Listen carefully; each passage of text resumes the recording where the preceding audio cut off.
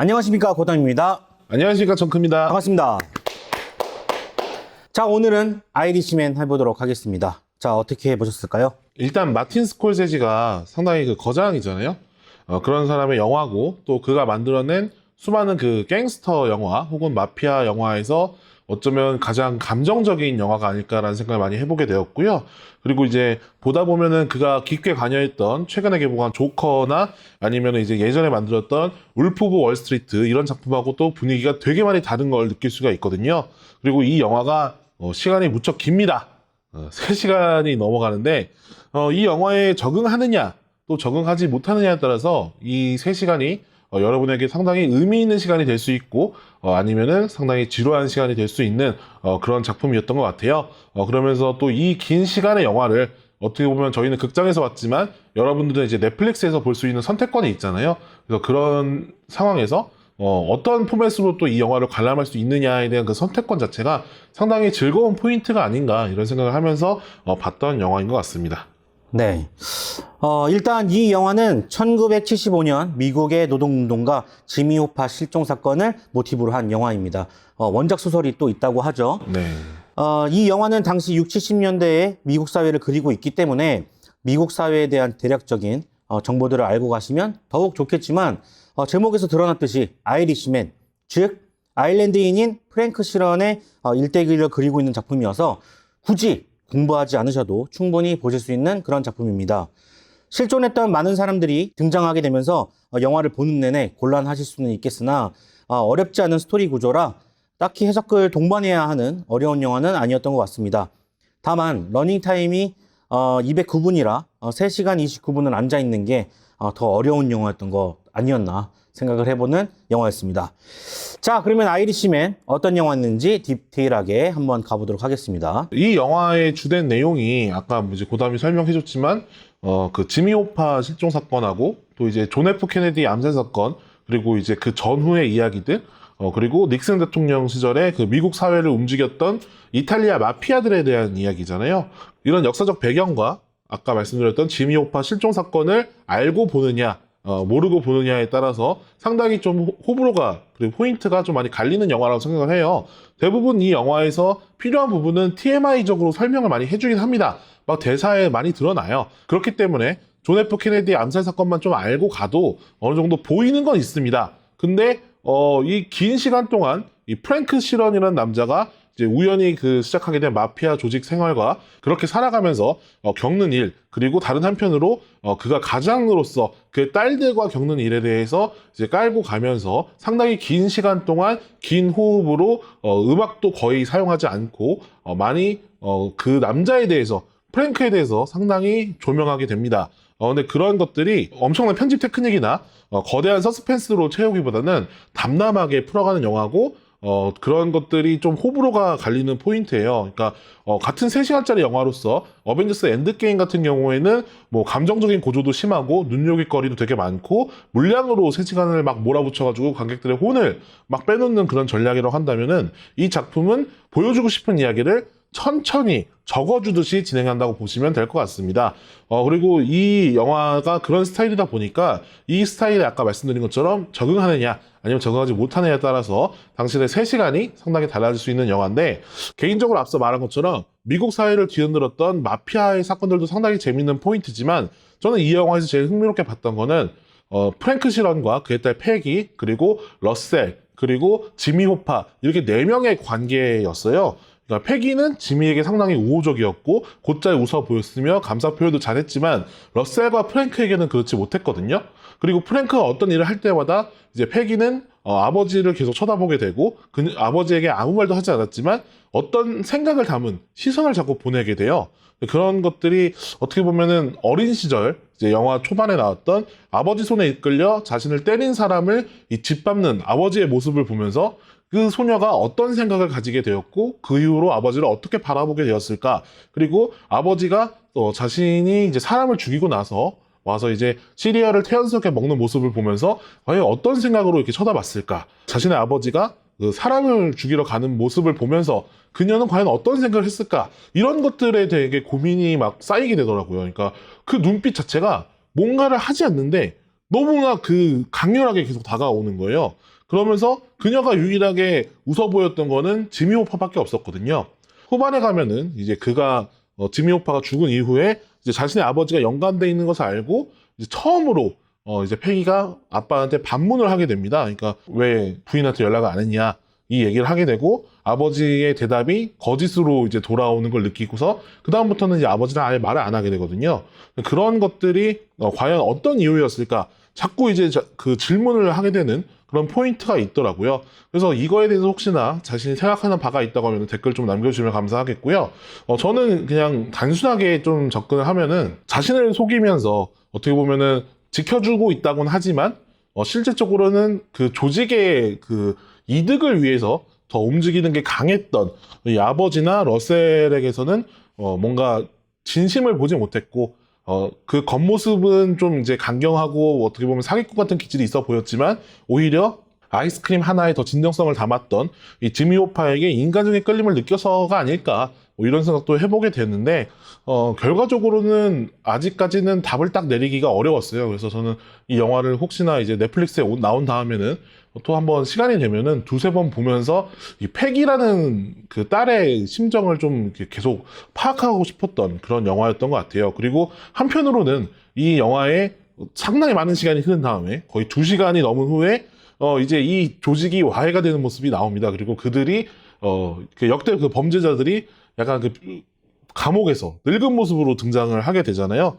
그때 이제 막 다들 뭐 죽음을 기다리면서 자신을 정리하는 모습들이나 아니면은 더 이상 이 옛날에 막 화려했던 조직 생활을 뒤로하고 정말 늙은 그 할아버지의 모습으로 막 너무 쇠약한 모습을 보여줬을 때 그 세월의 무상함 그리고 정말 인간이라는 게 어떻게 살아도 노년이 행복하지 않으면 말짱 꽝인 거구나 막 이런 생각도 하게 되면서 뭔가 이런 프랭크의 그 삶에 대해서 그리고 이런 노년의 삶에 대해서 그리고 한 가장으로서의 삶에 대해서 자꾸 생각해 보게 되는 그런 영화였어요. 그러니까 처음에 봤을 때는 그런 생각을 전혀 못 했는데 이상하게 영화가 끝나고 나서 돌아와서 이제 대본을 쓰려고다 보니까 이렇게 걸리는 되게 포인트들이 많더라고요. 그래서 혹시나 이 영화가 제가 지금 너무 그 나이대를 이해하지 못하는 상황이라서 제가 그 영화를 다 알지 못한 건가라는 생각이 들어서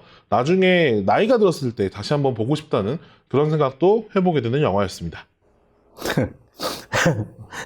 말의 끝맺음이 저랑 똑같네요. 아, 그래요? 저의 생각은요. 먼저 마틴 스콜세지, 로버트 드니로, 알파치노, 조페시 뿐만 아니라 하비 케이틀, 바비 카나베일이 한 영화에 출연한다는 것 자체가 이 영화를 봐야 되는 동기부여를 주는데 충분한 것 같습니다. 다만 마틴 스콜세지의 최근 전작의 분위기를 기대하셨다면 3시간 29분은 조금 힘드셨을 수도 있겠다라는 생각이 듭니다. 빠른 편집과 코미디를 섞은 더 울프 오브 월스트리트나 잔혹한 액션과 역사를 보여준 갱스 오브 뉴욕, 극적인 서스펜스를 보여준 셔터 아일랜드였지만 이번 영화는 60, 70년대에 유행했던 뉴 아메리칸 시네마를 표방하고 있습니다. 마틴 스콜세지 플러스 60, 70년 미국 시대 배경 플러스 갱스터 마피아 장르 플러스 영화적 미장센은 시네필에게는 더할 나위 없는 선물과도 같은 작품이었다고 생각을 하지만 화려하고 빠른 편집의 대중 상업 영화를 좋아하시는 분들에게는 굉장히 올드하고 클래식하게 느껴졌을 그런 작품이라고 생각해 봅니다. 되게 저는 거시적으로 또 봤는데요. 그런 의미에서 이 영화가 클래식하게 느껴졌다면 성공적이라고 해야 되겠습니다. 마틴 스콜세지는 자신만의 메시지를 영화 안에 녹여내는 뭔가 큰 틀 안에서 개인적인 이야기를 꺼내는 작가주의적 성향이 강한 감독입니다. 한때 갱스터 영화로 영화계를 휩쓸었던 자신의 모습과 지미 호파를 도우며 미국 사회를 주무르던 프랭크 시런의 모습을 동기화시켰던 것 같습니다.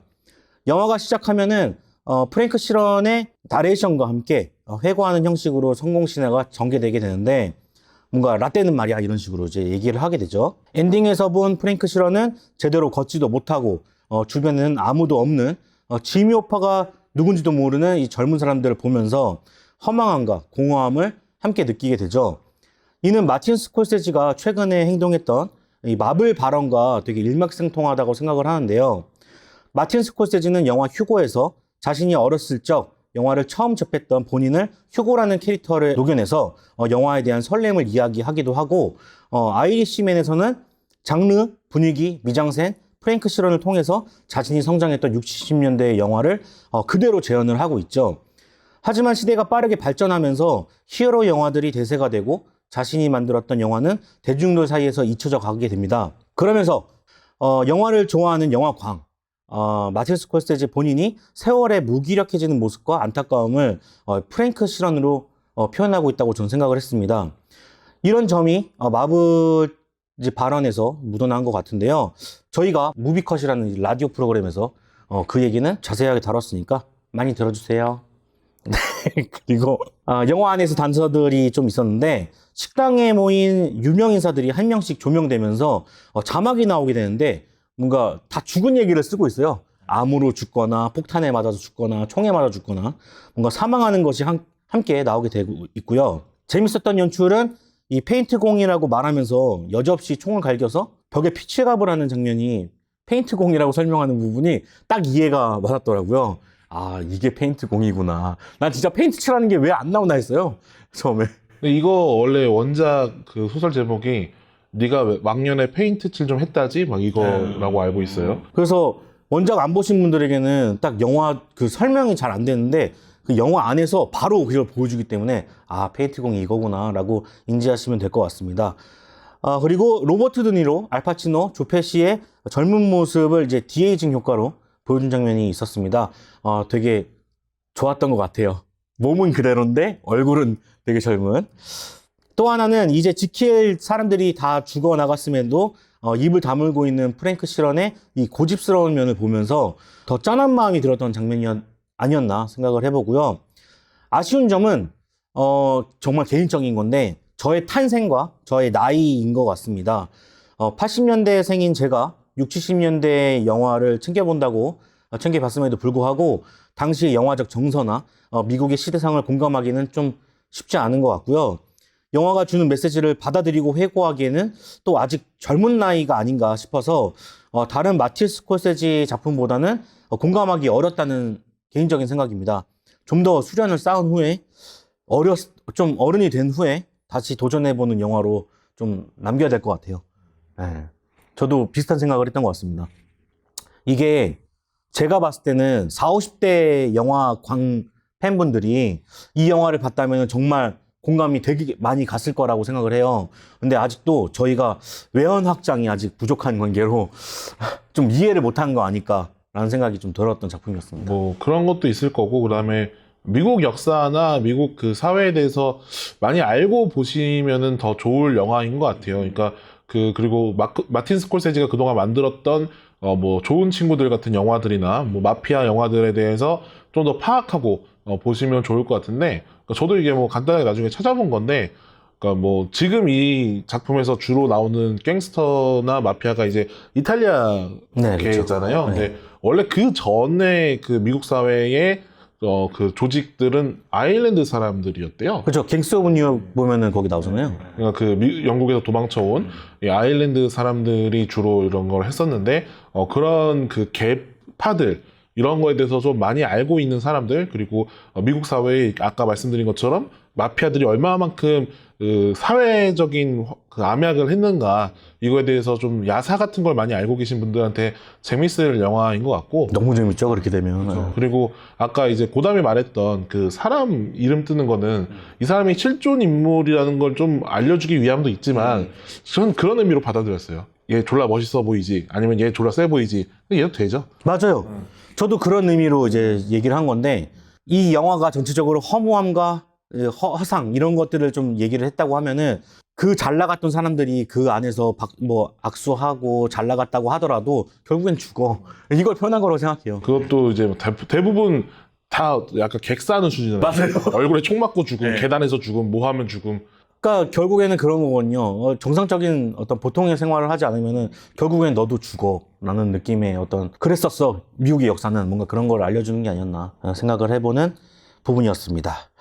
자, 아이리시맨의 강산편 듣고 별전 남기고 끝내보도록 하겠습니다. 네. 개가 되어버린 늑대의 침묵을 지켜보는 양의 눈빛 3.8점 드립니다. 어렵네요. 다시 한번 얘기해 줄래요? 개가 되어버린 늑대의 침묵을 지켜보는 양의 눈빛. 마틴 스콜세지 사단의 영광, 그리고 마침표. 일단 3.5점 드리고요. 플러스에서 알파를 제가 적어놨는데, 플러스 알파는 제가 아직까지는 3.5까지밖에 못 보겠고, 더 나이가 들어서 보고 나서 좀 더 적어놓겠다. 라는 생각으로 플러스 알파를 했습니다. 그러니까 마틴 스콜세지가 최근에 영화를 만들면서 좀 많이, 좀 생각이 많이 복잡한 것 같아요. 그런 것들을 최근에 인터뷰 발언과 이 영화를 통해서 좀 알 수 있었던 것 같아요. 그럼에도 아까 전에 제가 얘기했던 부분이지만 그러니까 어벤져스나 이런 거는 되게 막 화려하게 가면서 3시간을 채우잖아요. 그쵸. 커트도 되게 많고. 그렇죠. 그래서 이제 보면서 쉴 틈 없는 3시간이었다고 하면은 이 작품은 사실 3시간 동안 대부분 말이 더 많거든요. 네. 그 말 자체가 되게 빈틈없이 되게 착착착 밀도 있게 흘러간다는 것 자체가 마틴 스콜세지가 자신의 기량을 한껏 뽐내는 느낌도 있어요. 예. 내가 이렇게 해도 이 정도는 만들 수 있어. 딱 이런 느낌도 있어서 난 그리고 좀 신기했던 게 액션씬이 진짜 빨리 끝나잖아요. 탕 쏘고 그냥 도망가 버리잖아요. 나 그게 너무 섬뜩했어. 진짜. 죽는 거는 한순간인 거죠. 그러니까요. 탕 쏘고 그냥. 자, 여러분들 넷플릭스로 나오면 보셔도 좋고 아니면 극장 가서 이제 얼마 개봉 안 하거든요. 그러니까 빨리 보시면 좋을 것 같습니다. 저희는 다음에 더 좋은 영화로 찾아뵙도록 하겠습니다. 저는 고담이었고요. 정크였습니다. 그럼 안녕히 계세요. 구독, 좋아요, 부탁드리겠습니다. 생일인데 부탁드리겠습니다. 이거 나중에 나간다며. 네. 박수.